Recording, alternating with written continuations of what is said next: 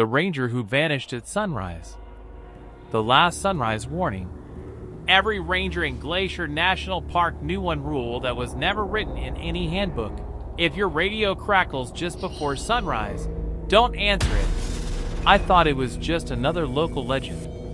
After 10 years as a documentary filmmaker, I'd spent enough time in America's national parks to know that every forest had its own ghost story. Tourists loved them.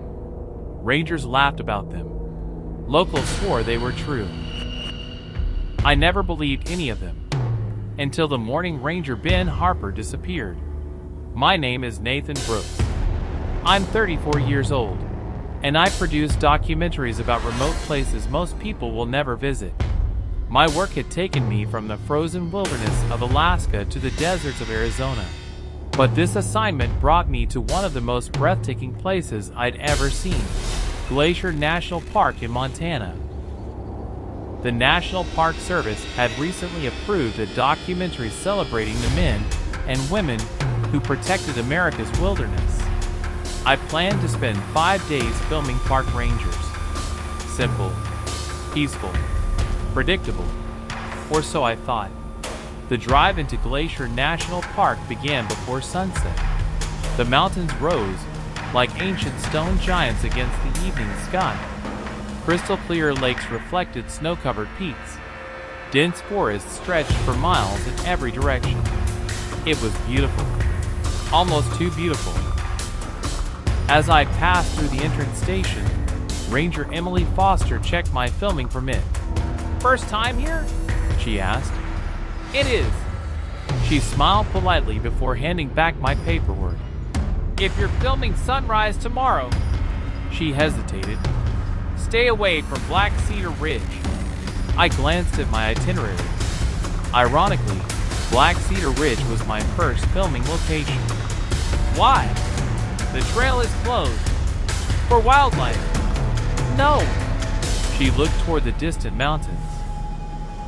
"We just don't send people there anymore." Before I could ask another question, another ranger called her away. She never explained.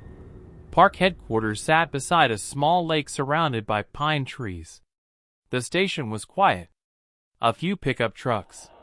Several utility vehicles. Nothing unusual. Inside, I met Chief Ranger David Lawson. A tall man in his 50s with tired eyes and a calm voice. He welcomed me warmly. "We're happy to have you here." We discussed my filming schedule.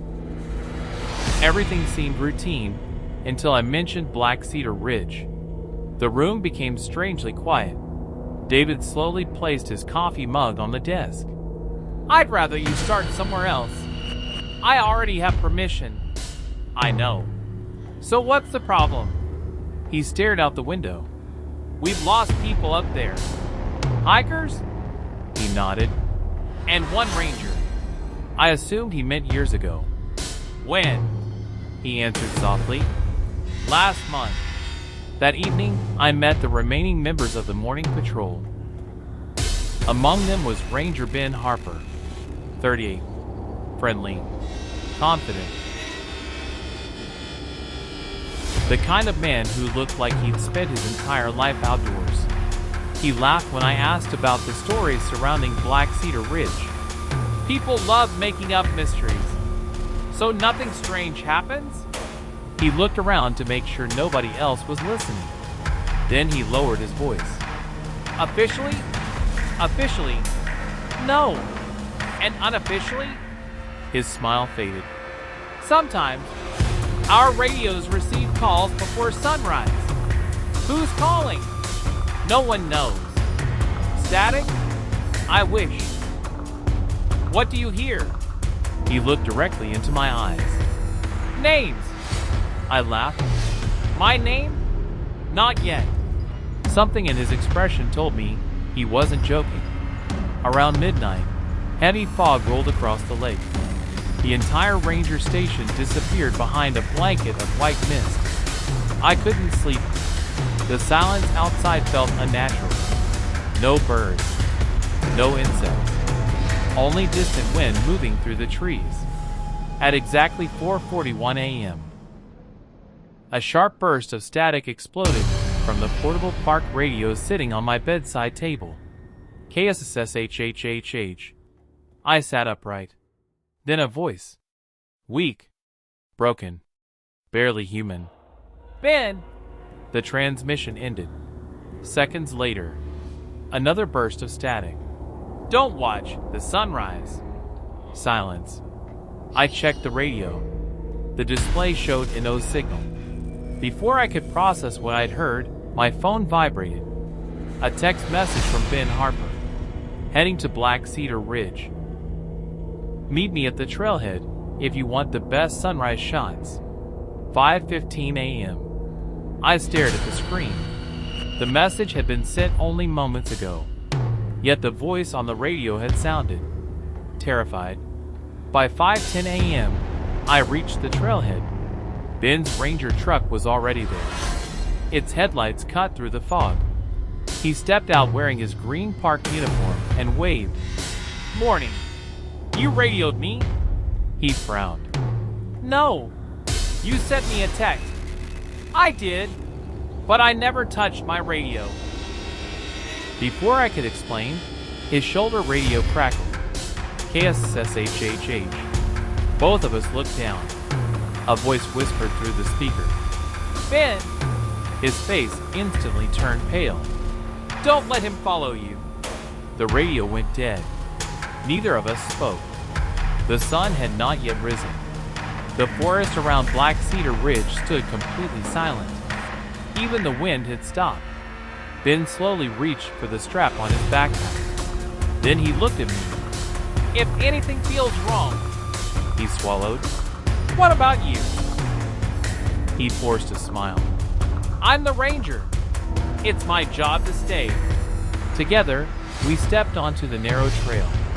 Behind us, the first rays of sunlight began to creep over the mountains. And somewhere deep within the trees, something answered with a single, distant whistle. The ranger who vanished at sunrise. The ranger's empty cabin. The whistle echoed through the forest. It was low, almost melodic. Not the sharp whistle of a person trying to get someone's attention. This one sounded deliberate, ancient. It drifted through the pine trees before fading into complete silence. Ben stopped walking. You heard that? I nodded. What was it? He didn't answer. Instead, he unclipped the radio from his shoulder and turned the volume down. Stay close, he said quietly. We continued along the narrow trail. The deeper we walked, the stranger the forest became. The morning sun should have been climbing above the mountains by now. Instead, the light remained frozen in the same pale orange glow. The shadows never moved. The air felt unnaturally cold. I checked my watch. 5:47 a.m. 5 minutes later, I checked again. Still, 5:47. My watch had stopped. So has yours? Ben asked. I looked up. You knew? He held out his wrist. His watch also read 5:47. Neither of us spoke. About half an hour later, we reached an old ranger cabin hidden among towering cedar trees. Its roof sagged under years of heavy snow. The windows were coated with dust. A faded National Park Service emblem hung beside the front door. Has this place been abandoned? I asked. Ben nodded. Since 1998. Why? No official reason. He pushed. The transmission ended. Neither of us had mentioned a back door.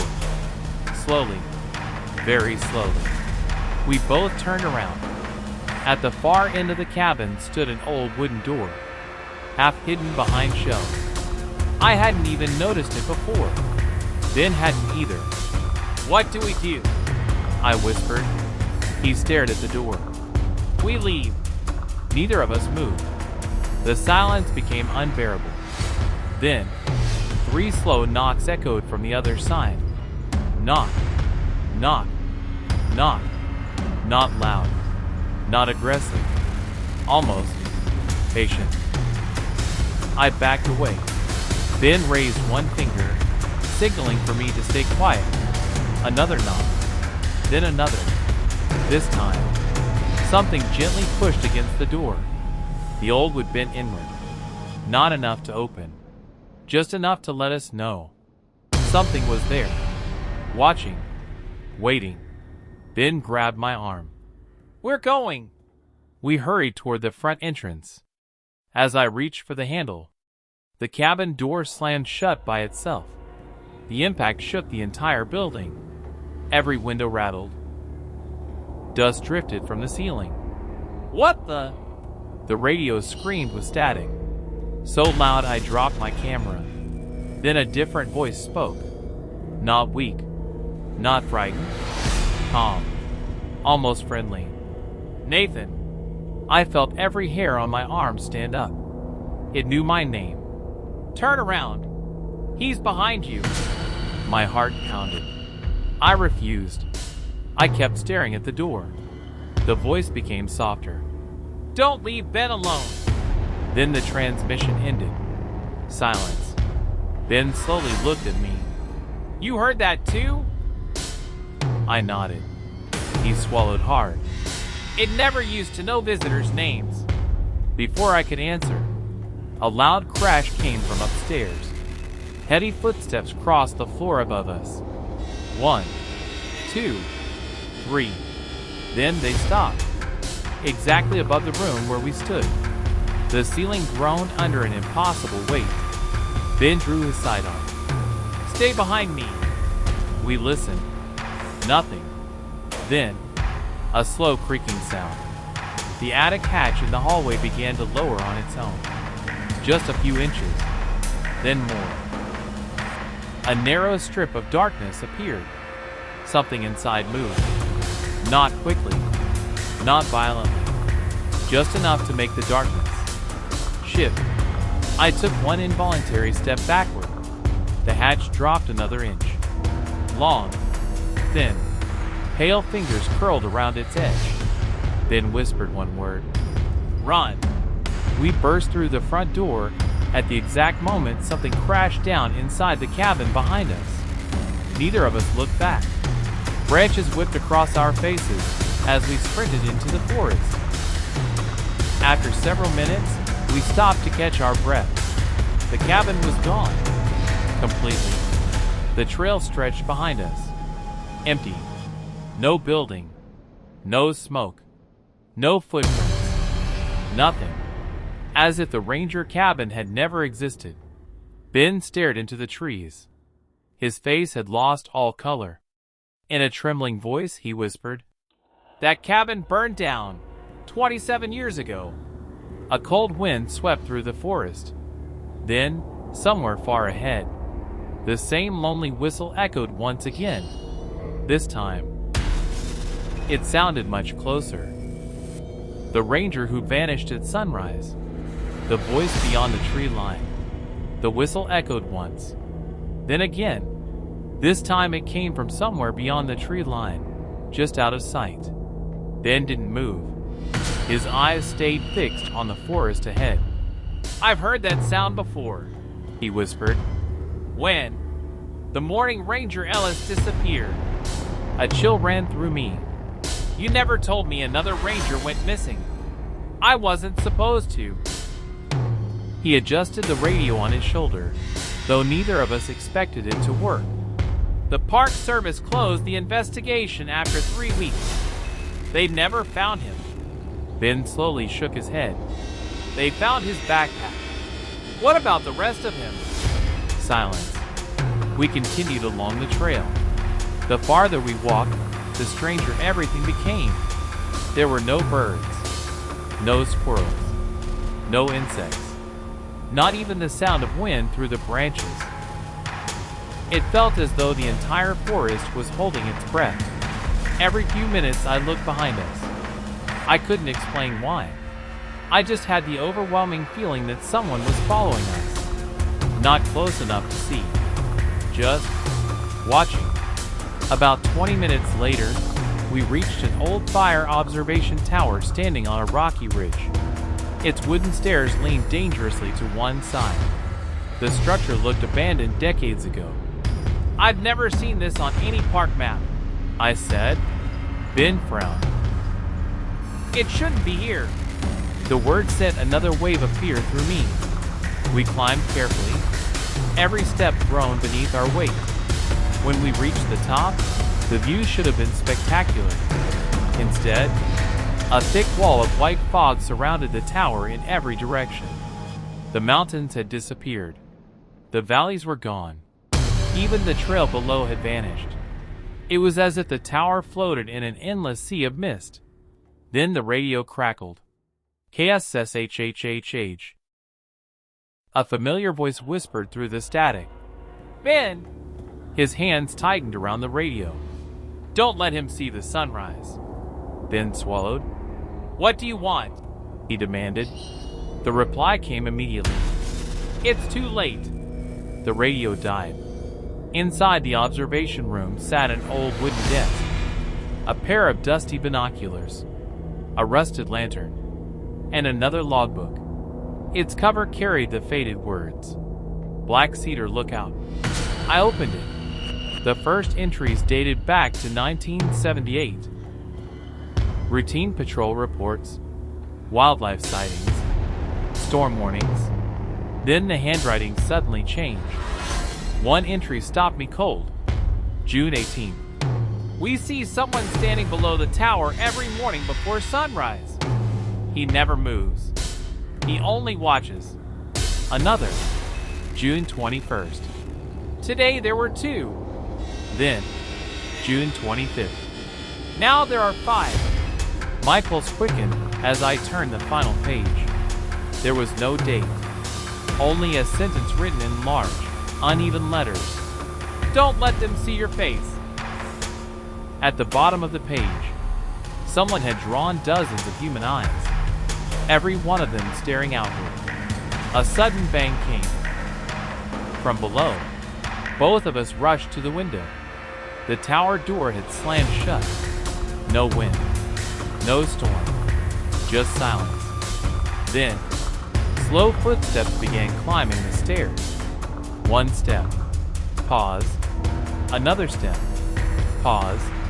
Each footstep echoed through the old wooden structure. Ben raised his flashlight. "Who's there?" No answer. The footsteps continued.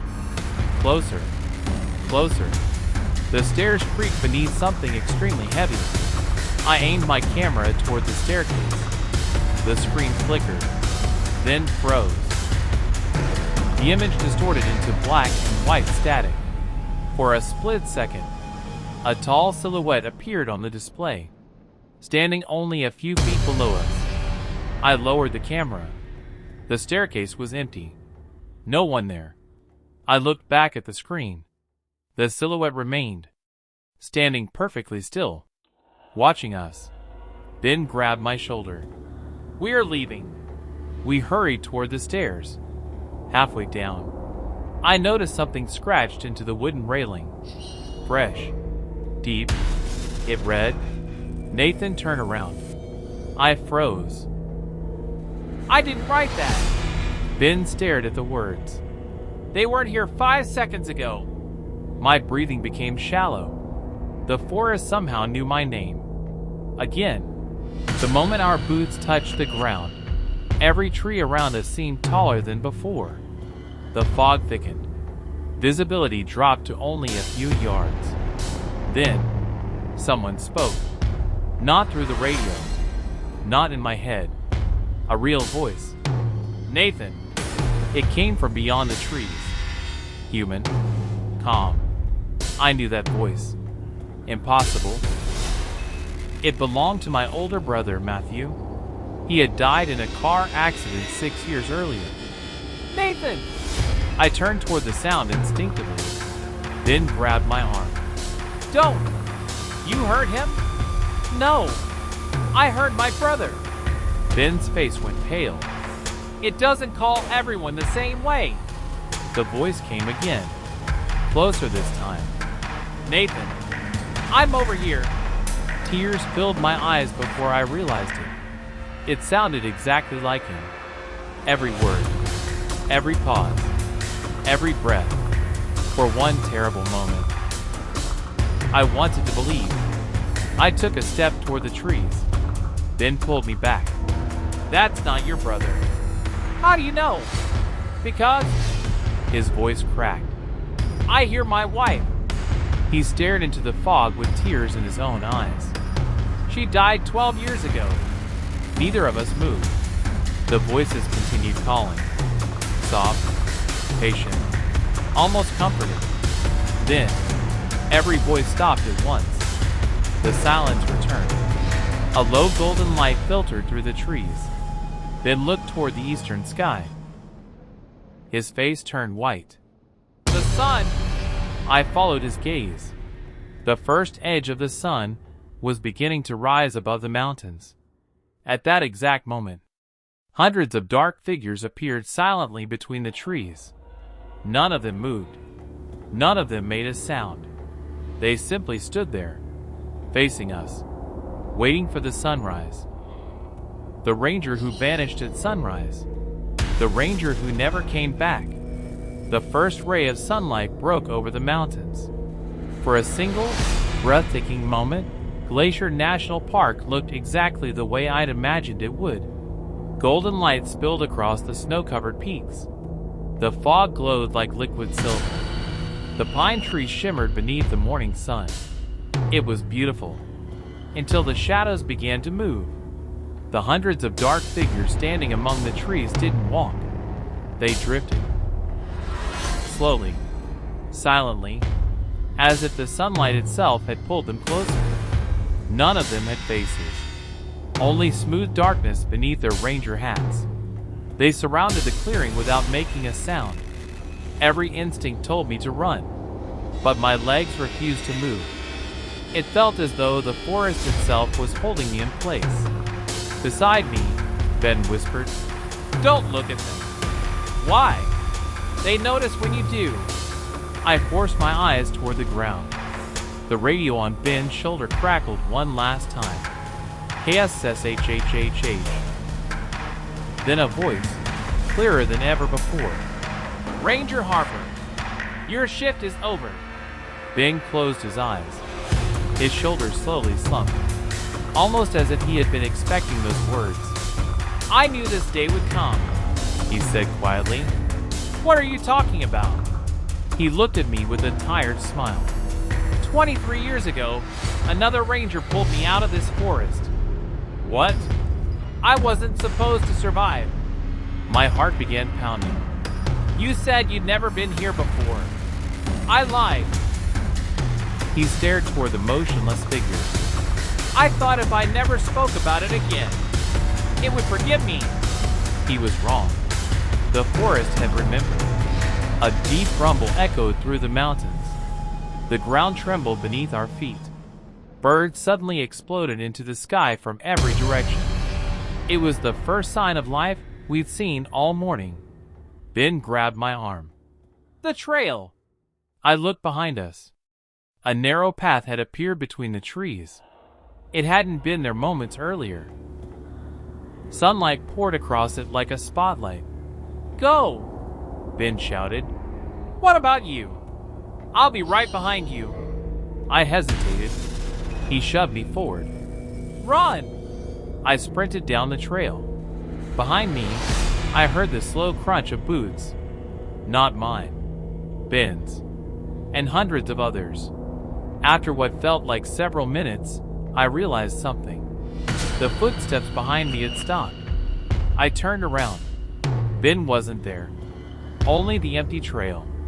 No dark figures. No fog. Nothing. "Ben!" I shouted. My voice echoed through the forest. No answer. I started back. 10 steps. 20. 30.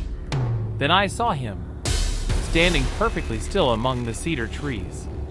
His back was facing me. "Ben!" He didn't move. I ran toward him. The closer I got, the colder the air became. When I reached him, I placed my hand on his shoulder. He slowly turned around. My blood turned to ice. It looked like Ben. The same uniform. The same face. The same blue eyes. But there was no expression. No fear. No relief. Nothing. His eyes reflected no light. His skin was pale as stone. Then he smiled.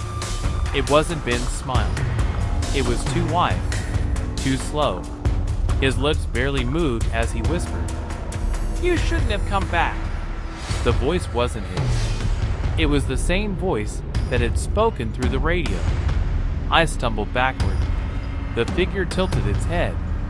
Then, without another word, it walked into the fog and disappeared. I don't remember how I escaped. One moment I was surrounded by silence. The next, I was lying beside my truck at the Black Cedar Ridge trailhead.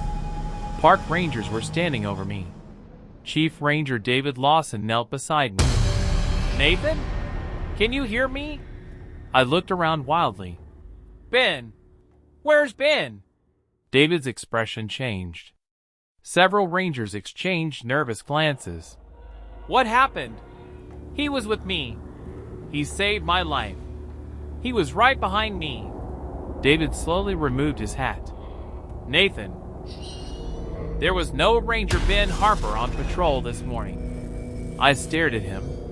"That's impossible. He drove me here. He talked to me. He..." David interrupted softly.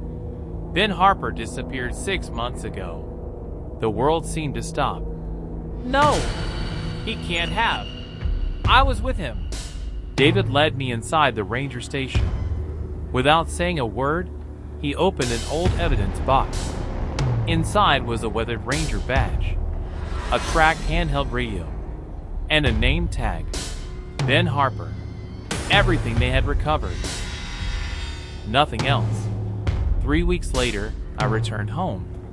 The documentary was never finished. Most of my footage had been corrupted. Hours of recording showed nothing but static, except for one file, the final sunrise. I watched it hundreds of times. At first, it looked normal. Ben and I were walking toward Black Cedar Ridge. Then I noticed something. The camera never captured Ben. Every frame showed me, walking alone, talking to someone who wasn't there, stopping as though listening to invisible voices, running through an empty forest. There was no second set of footprints, no second shadow, no Ranger Harper, only me. The official report concluded that I had suffered exhaustion, hypothermia, and severe psychological stress. They believed I had imagined everything. 4 months. I almost believed it too, until one morning, exactly at 4:41 a.m., the old park radio they had returned with my equipment suddenly crackled to life on my bedroom shelf. KSSHHHHH. I froze. A familiar voice whispered through the static. Calm. Tired. Almost relieved. "Nathan." It was Ben. "I found the trail again." A long silence followed. Then, "Whatever you do, don't answer if they call your name." The transmission ended. The radio has never worked again. But every year, on the anniversary of Ben Harper's disappearance, I wake a few minutes before sunrise. I don't set an alarm. I don't need to. Because somewhere outside my window, just beyond the first line of trees, I hear a single distant whistle, waiting for me to answer. The end.